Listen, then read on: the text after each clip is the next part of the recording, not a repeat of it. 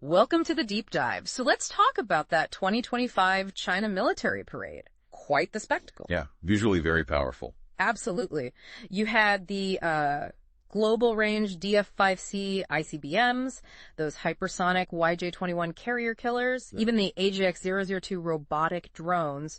I mean, it looked like a really clear message, right? Yeah. Consolidated authoritarian power on display. The very clear message, yes. But for you listening, the question is, okay, is that display what we saw? Is that the whole story?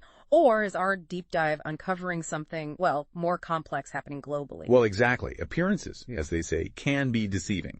While that parade definitely showcased a formidable challenge, what's maybe even more significant is this historic global realignment that's already underway.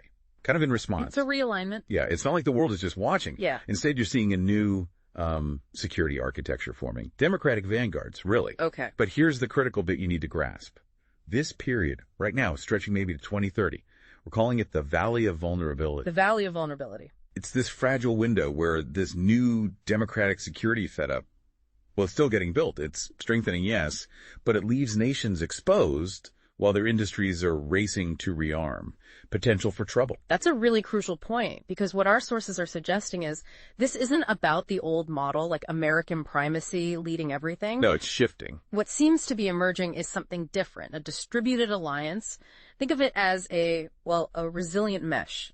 Interoperable forces, sharing cutting-edge tech, societies kind of relearning national preparedness.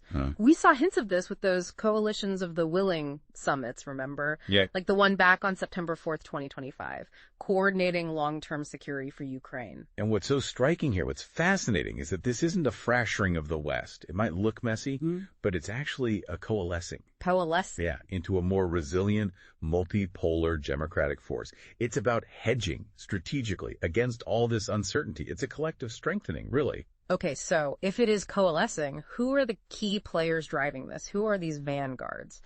And here's where our sources say it gets really interesting. Look at the UK. Right. Re-emerging potentially as this indispensable second port of call, almost like a mini America, leveraging its global reach. Global reach is key there. Yeah, and specific things too. The two Queen Elizabeth carriers, the new Dreadnought-class subs, the SSN Osios program with the U.S. and Australia. Which is a total game changer. Nuclear propulsion gives you that silent long-range capability undersea. Huge. And then there's GCPay, the Global Combat Air Program, teaming up with Japan and Italy on a 6th-gen fighter. That's about ensuring air superiority for, well, decades to come. And if you want a really tangible symbol of this, this industrial reawakening in the West, look at the Clyde River in Scotland. BAE Systems. Exactly. BAE Systems poured $300 million into the Janet Harvey Hall at their Govan shipyard. It's this state-of-the-art facility. They can build 2 Type 26 frigates side by side now using robotic welding. It's a powerful statement, isn't it? Investment, advanced manufacturing, grit. Right back where the Industrial Revolution kicked off. It's almost poetic. And that Type 26 frigate, the global combat ship, its impact goes way beyond the UK, right? Oh, absolutely. Canada, Australia, Norway. Yeah. They've all adopted variants. You're looking at a de facto global fleet, maybe over 30 highly interoperable warships. And that's significant. Definitely. But okay, while naval power is growing, there's also this huge transformation happening on land. Let's shift focus, say, to Central Europe, Poland. Poland's rise is, well, meteoric is the word used. Yeah, aiming to be Europe's biggest land force by 2030. A 300,000-strong army, defense spending heading towards maybe 4, even 5% of GDP. That's astounding. It really is. Empowering that transformation, you have South Korea stepping up massively as the arsenal of democracy. Arsenal of democracy, I like that. They're sending Poland over 1,000 K2 Black Panther tanks, hundreds of K9 Thunder howitzers. The scale and speed are just unmatched. And crucially, it links the Indo-Pacific and European security theaters. So you've got these big engines, the UK, Poland, South Korea. But there's also this vital supporting vanguard, right? Filling key gaps. Absolutely. You need that breadth. You see Japan getting counterstrike capability with Tomahawks, Australia with its strategy of denial via the Arakis arrests, and the Nordic countries. The Nordic model. Yeah. Finland's comprehensive security. Sweden's total defense.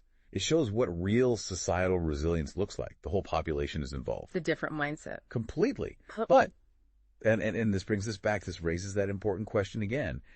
All these developments are robust, they're happening, But that valley of vulnerability, now until 2030, it's still perilous. Because the rearmament is complete. Exactly. Allied rearmament is still ramping up. Munition stockpiles are thin. Western industries are only just shifting from peacetime footing. Meanwhile, potential adversaries. They're often operating on war economies already, fielding new kits at scale. That's where the real risk lies in this window. So wrapping this up for you, our listener, what does this all mean? It suggests the West isn't fracturing under pressure. It's actually maybe counterintuitively coalescing. Right. Into a more resilient, maybe more complex, global coalition that's being built to endure these new realities. It's adapting. A distributed alliance, not a single leader. Precisely. And maybe a final thought to leave you with. Think about how this emerging distributed alliance might fundamentally redefine our traditional ideas of military blocs and global leadership over the next decade. And tied into that, what critical role does that national societal resilience, the kind we see in the Nordic model, play in this whole much broader security landscape? It's not just about tanks and ships anymore. It's a profound shift to keep watching.